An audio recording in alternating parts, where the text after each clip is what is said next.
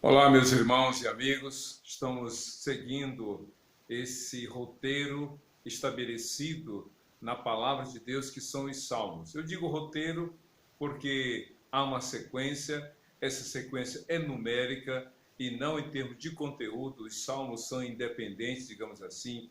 Cada um traz um tema, cada um tem uma abordagem específica, e boa parte deles pode ser assim definida como blocos, já que tem autorias. Por exemplo, Davi escreveu quase a metade dos Salmos, Salomão escreveu um, Moisés escreveu outro, os filhos de Corá, os coraitas, Asaf, Geduntum, então vários escreveram os Salmos. Então, eles são independentes, até porque eles também abordam épocas diferentes, situações diferentes. Então, é um roteiro quanto à sequência numérica. São 150 salmos e hoje nós vamos refletir, meditar no salmo número 96. Como eu havia comentado, quando iniciamos a reflexão do salmo 93, do salmo 93 até o salmo 99 ou 100, a temática é uma só: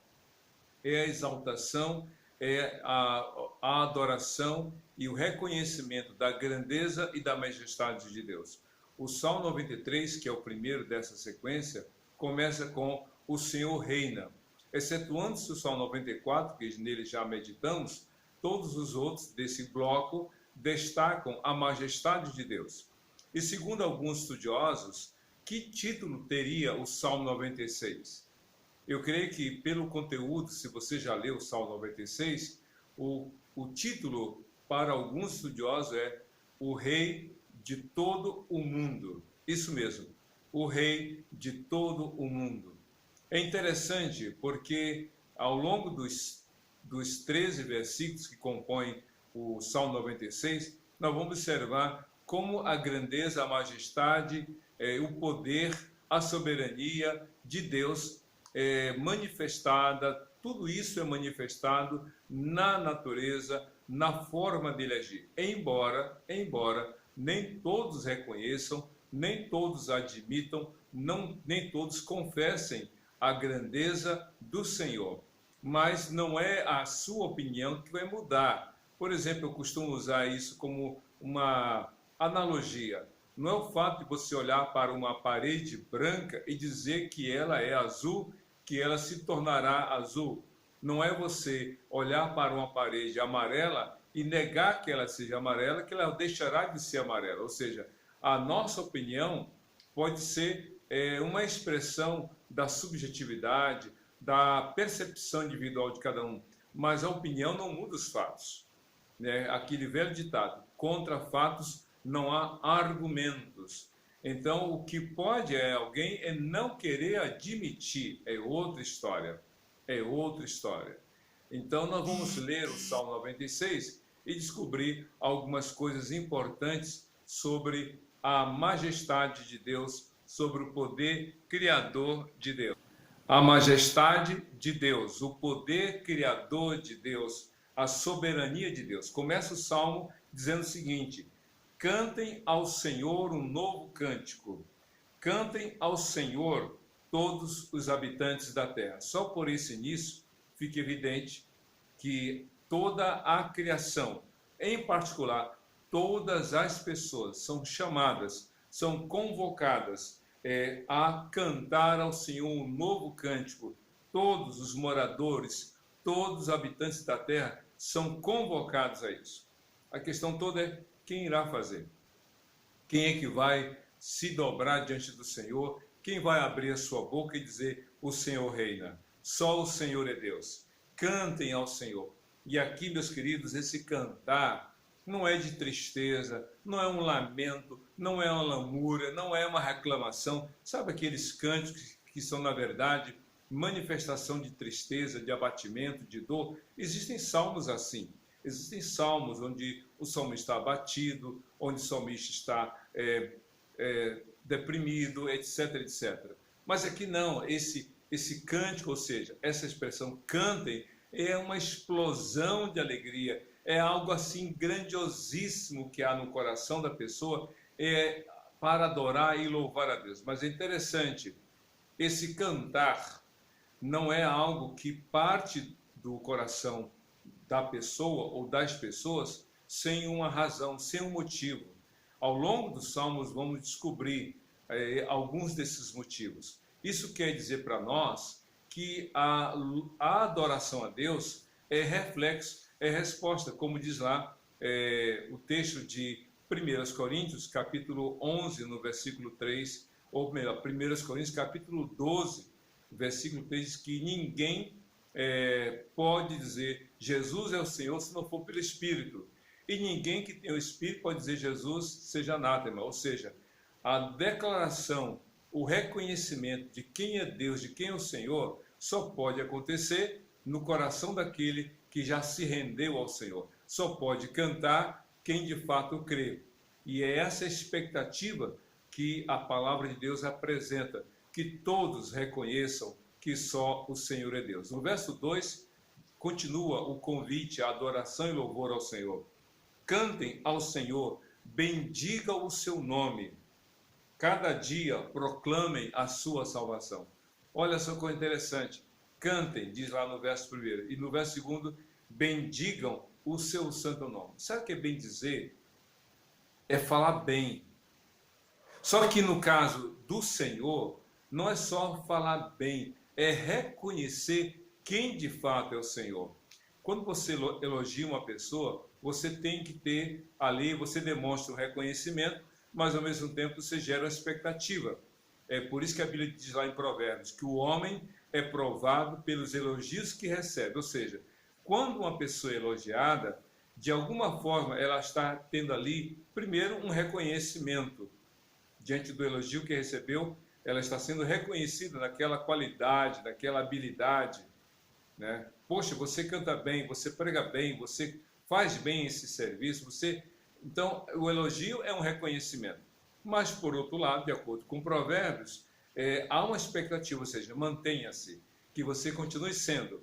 No caso, quando a Bíblia diz bendiga o seu nome, é reconhecer.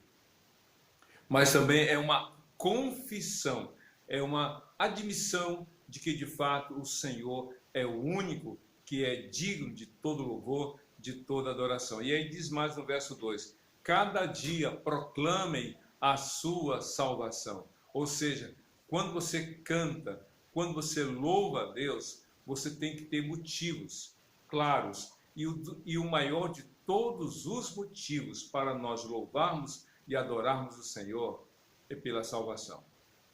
É claro que o livramento é motivo de gratidão, a cura é motivo de gratidão, a resposta para quem estava desempregado, que é o emprego, é motivo de gratidão, a reconciliação numa família é motivo de gratidão. Mas o maior de todos os motivos pelos quais você e eu devemos louvar e adorar a Deus é pela salvação.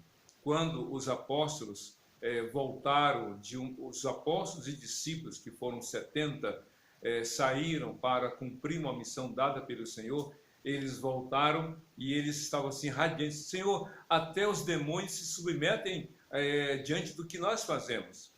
Ou seja, eles estavam felizes da vida pelo poder que haviam recebido de subjugar os demônios, expulsando os demônios no nome de Jesus. Os discípulos estavam radiantes. Sabe o que Cristo falou?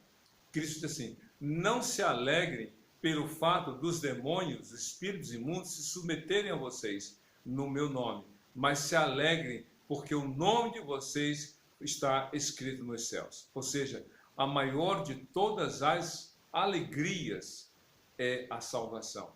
Por quê? Porque todas as outras coisas que o Senhor nos concede para a vida neste mundo, é para a vida neste mundo. Agora, a única coisa que Ele nos concede, que serve tanto para a vida neste mundo quanto a eternidade, é a salvação, a vida eterna no nome de Jesus. Por isso que João 3,16 diz, nas palavras de Jesus, porque Deus amou o mundo de tal maneira que deu seu Filho unigênito, para que todo aquele que nele crê não pereça, mas tenha a vida eterna. E então aqui no versículo 3 do Salmo 96, a Bíblia diz assim, anunciem a sua glória entre as nações, seus feitos maravilhosos entre todos os povos. Então, aqui são duas palavras muito interessantes no que diz respeito ao Senhor, a sua glória e os seus feitos. A glória aqui, meus queridos, tem vários sentidos, mas um deles, acredito, é que a glória é a majestade, é a grandeza, é aquilo que é indescritível, que só pertence a Deus. A glória do Senhor é algo que não dá para a gente descrever, mas que deve ser reconhecida. Deus é o único, não há ninguém semelhante a Ele. A gente vai ver na outra parte do Salmo, o salmista descrevendo ou fazendo esse contraste entre o Senhor e os ídolos adorados pelas nações fora de Israel. Então, a glória do Senhor, diz o texto, anuncia a sua glória. Deus divide com você, comigo, o poder dele, a palavra dele. Deus divide conosco realmente o seu amor, a sua bondade, mas Deus não divide conosco a sua glória. Ele mesmo falou através do profeta Isaías: a minha glória não darei a nenhum outro. Deus não divide a sua glória, sabe por quê? É exclusivamente dele. Quando o homem quer se gloriar, quando o homem quer se exaltar, está indo na contramão daquilo que é exclusivo do Senhor. É por isso que Deus, na pessoa de Jesus, demonstrou seu amor. Para quê? Para que todo aquele que creia em Jesus seja salvo. O apóstolo Paulo disse lá em Gálatas 6,14: longe de mim de gloriar-me, a não ser na cruz do nosso Senhor Jesus Cristo, por meio da qual eu estou crucificado para o mundo e o mundo para mim. Ou seja, é exclusivo. É exclusiva a glória do Senhor. Então diz o texto: anuncia a sua glória entre as nações, e diz mais, seus feitos maravilhosos entre todos os povos. O que Deus quer é que todas as pessoas, todas as nações, todas as etnias, porque raça, meu querido, é uma só. A raça humana é uma só. Por isso que Paulo, escrevendo, ou melhor, falando no Areópago, lá entre os gregos, na cidade de Atenas, ele diz: porque de um só fez todos os homens. Ou seja, a raça é uma só, humana. Agora, essa raça humana é diversa quanto às etnias, que são os povos, as nações, os grupos étnicos que existem pelo mundo afora. Por essa razão é que todos os povos devem adorar o Senhor. E ele continua aqui no versículo 4 do Salmo 96. Porque o Senhor é grande e digno de todo louvor, mais temível do que todos os deuses. E aqui é que começa esse contraste entre o rei de todo mundo e os ídolos adorados pelo mundo, pelos povos. A gente sabe, desde os primórdios da história da humanidade, que as pessoas fizeram escolhas quanto à adoração. Há uma necessidade do coração do homem de adorar, de curvar-se, de se prostrar, de exaltar. Então, há uma necessidade, nós somos pessoas espirituais.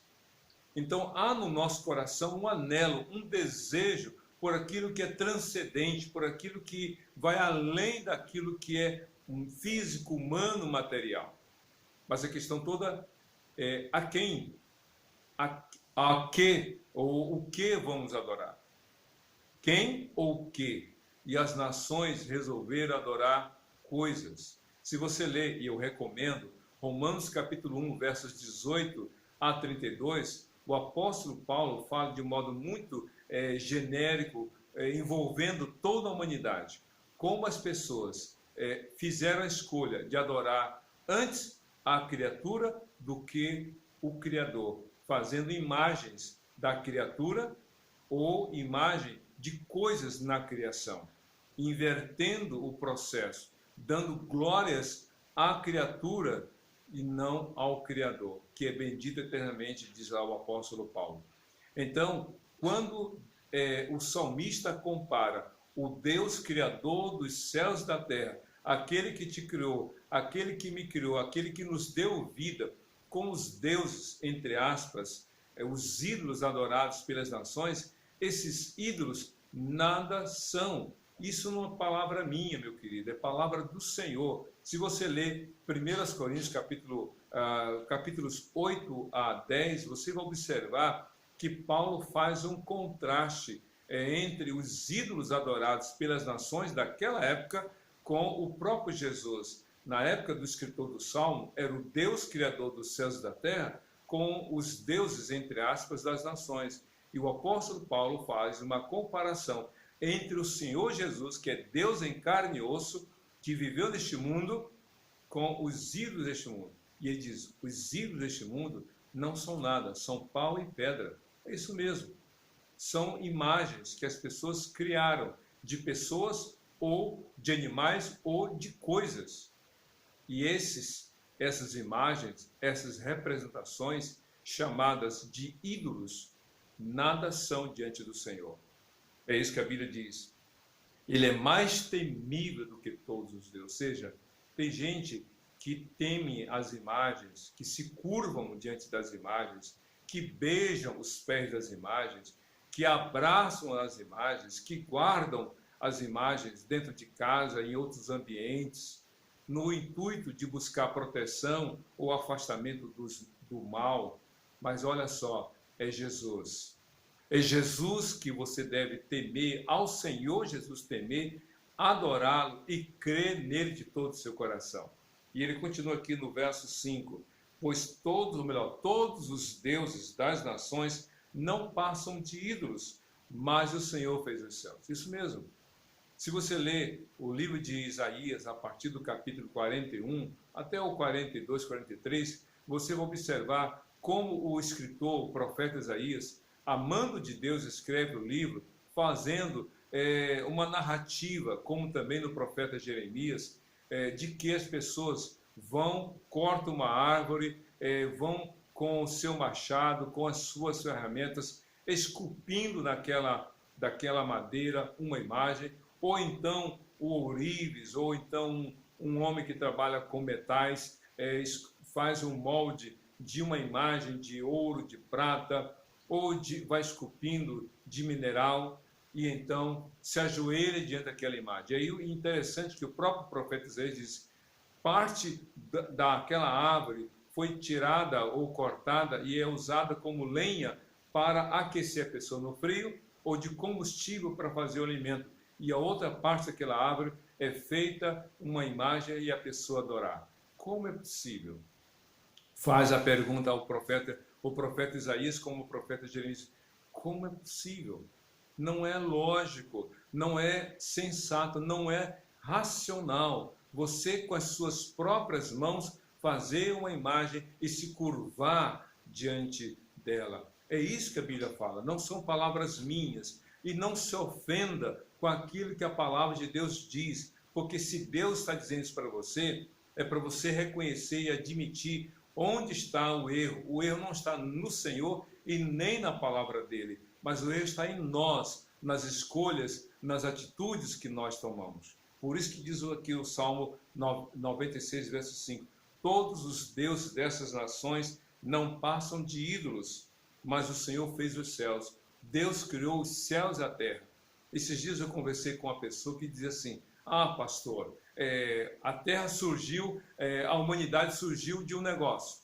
E aí eu me lembro da minha adolescência que alguém disse que a humanidade surgiu de um verme que veio vagando e caiu na terra, e desse verme veio então a humanidade. Aí ele veio contar a mesma história, e eu perguntei para ele, e de onde veio isso? De onde veio isso? Pastor, não sei, veio vagando. Mas de onde veio? Ou seja, as pessoas tentam apresentar uma resposta que não é conclusiva, que não fecha a conta. Porque a humanidade veio do macaco. E o macaco? Veio da ameba. Não, veio do peixe. E o peixe? Veio da ameba. E a ameba? Não sei, só sei que apareceu aí. Entende? Como é esquisito isso? Porque a Bíblia diz que a origem do homem é o próprio Deus. É o que o apóstolo Paulo, doutor na teologia da época, ele fala para os gregos, que eram os mais sábios daquela época, os doutos, os eruditos. E aí o apóstolo Paulo, lá no Areópago, no centro da sapiência, da sabedoria do mundo aquele, ele diz, olha, vocês sabem, os seus próprios poetas dizem nos seus escritos que Deus de um só fez toda a humanidade. É Deus. A sua origem, meu querido, é Deus. Deus deu vida a você. Deus deu vida a seus pais e através deles Deus deu vida a você. Reconheça a grandeza de Deus. Mas continua aqui no verso 6 do Salmo 96. Majestade e esplendor estão diante dele. Poder e dignidade no seu santuário. São 3 palavras, na verdade, 4 palavras. Majestade, esplendor, poder e dignidade. São palavras preciosíssimas. São palavras grandiosas em significado, ricas quando são atribuídas ao próprio Deus, ou melhor, como forma de reconhecimento de quem é Deus. Majestade, Deus é o Rei. Esplendor, não há ninguém semelhante a Ele. Poder, Deus é o único que pode tudo. E dignidade, digno é o Senhor, como diz lá no livro de Apocalipse, capítulo 4, verso 11. Digno é o Senhor de receber todo louvor, toda honra e toda glória. E aí continua no verso 7. Deem ao Senhor, ó famílias das nações, deem ao Senhor glória e força. Esse dá, na linguagem de outra tradução, é tributar. Tributai ao Senhor, ou seja, reconheçam. Não é dar para Deus porque Ele não tem. Na verdade, é admitir, é confessar, é realmente dizer, só o Senhor é Deus. E aí no verso 8, deem ao Senhor a glória devida ao Senhor e entre nos seus atos trazendo ofertas. É uma adoração que envolve 3 coisas aqui. Admitir quem Ele é, quem o Senhor é. Segundo, é se apresentar de maneira devida ao Senhor. E tragam aos seus átrios, ou entre nos seus átrios, trazendo ofertas. No Velho Testamento, lá no livro de Levítico, por exemplo, como também no livro de Êxodo, olha, não se apresentem, ninguém deve se apresentar ao Senhor de mãos vazias. Ou seja, a oferta era o reconhecimento, a expressão de gratidão, de que Deus é o Criador de tudo e de que tudo que temos pertence a Ele e um pouco do que Ele nos dá, ou melhor, um pouco de tudo que Ele nos dá, nós devolvemos a Ele como expressão de reconhecimento e adoração. E continua o verso 9. Adorem ao Senhor no esplendor da sua santidade. Tremam diante dele todos os habitantes da terra. É interessante, diz o texto, adorem o Senhor no esplendor da sua santidade. A adoração a Deus também envolve esse reconhecimento da distinção entre o Senhor e nós. Deus é santo, Deus é amor, Deus é justo, nós somos pecadores. Deus não quer ouvir canções, Ele quer ouvir confissão, admissão de quem nós somos e, ao mesmo tempo, declaração de que reconhecemos quem Ele é. Quando eu admito que sou pecador diante de Deus, eu também, de modo indireto, estou reconhecendo a santidade de Deus. Foi isso que Isaías fez no capítulo 6 do livro que leva o seu nome. Ele disse, quando ele entrou no santuário, ele viu os céus abertos e o Senhor presente no seu trono e os serafins cantando, Santo, Santo, Santo é o Senhor, e toda a terra está cheia da sua glória. E então o profeta Isaías disse, ai de mim, porque eu vi o Senhor, eu sou homem de lábios impuros e habito no meio de um povo de impuros lábios e eu vi o Senhor. Ou seja, eu vi o Senhor, a grandeza, a majestade, o poder e a santidade do Senhor e eu sou pecador. É isso que Deus quer que cada um admita que é pecador, reconhecendo a santidade do Senhor, se arrependendo dos seus pecados e declarando sua fé no Senhor. Tremam diante dele todos os habitantes da terra. E continua aqui, se aproximando do final do Salmo 96, no verso 10. Digam entre as nações, o Senhor reina. Por isso, firme está o mundo e não se abalará, e ele julgará os povos com justiça. É muito interessante, o Senhor reina. É esse salmo que compõe esse conjunto de salmos que apresenta essa declaração: o Senhor é o rei de toda a terra. Diz o texto: por isso o mundo está firme, não se abalará. Deus sustenta o mundo. O mundo está nas mãos de Deus quanto à dependência do mundo. Tudo existe e subsiste pela grandeza, pelo poder e pelo amor do Senhor. Não, Jesus disse 3 coisas sobre o cuidado de Deus sobre a humanidade. Todos os fios do nosso cabelo estão contados, não cai uma folha sem que Deus permita, e não cai um pardal sobre a terra se Deus não assim deseja, se Deus não assim permitir. Deus controla tudo. Ainda que você não entenda, não saiba o porquê de tantas dificuldades sobre a sua vida, creia, Deus ama você, Ele sustenta a sua vida. E então diz aqui no verso 11 do Salmo 96, regozije-se os céus e exulte a terra, ressoe o mar e tudo que nele existe, falando da criação. O Salmo fala de Deus, o Senhor soberano, majestoso, fala de todos os povos que devem adorar, se curvar diante do Senhor, e fala da criação que é mantida e sustentada pelo Senhor. E no verso 12, no penúltimo verso do Salmo 96, a Bíblia diz: regozijem-se os campos e tudo que neles há, cantem de alegria todas as árvores da floresta. Tudo, toda a criação deve adorar ao Senhor. Os que têm vida e os que não têm vida. Mas como assim?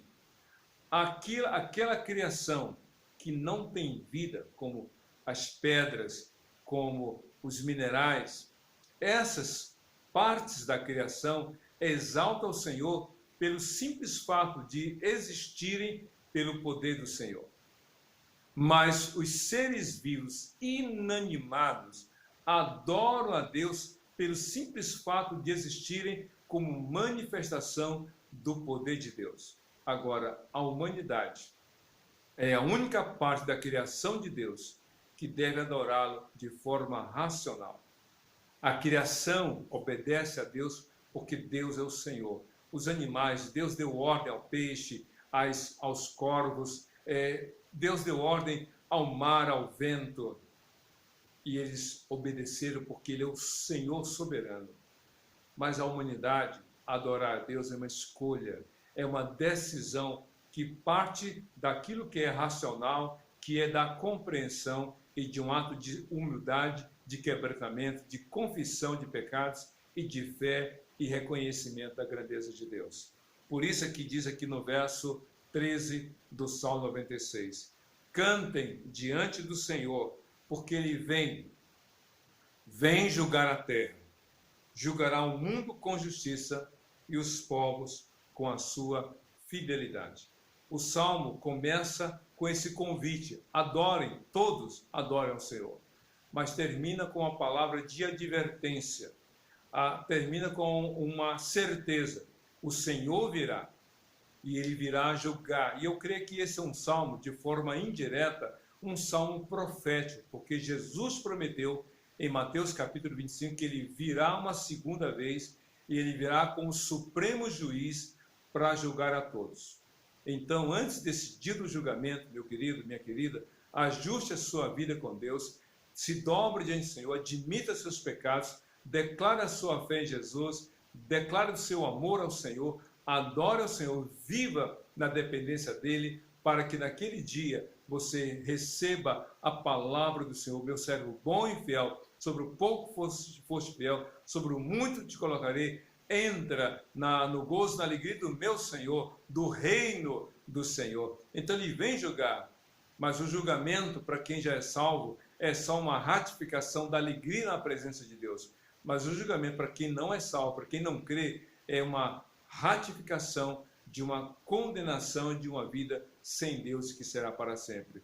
Que Deus tenha misericórdia de cada um de nós e que você declare sua fé em Jesus e seja feliz com Jesus, hoje para todo sempre. Amém e amém.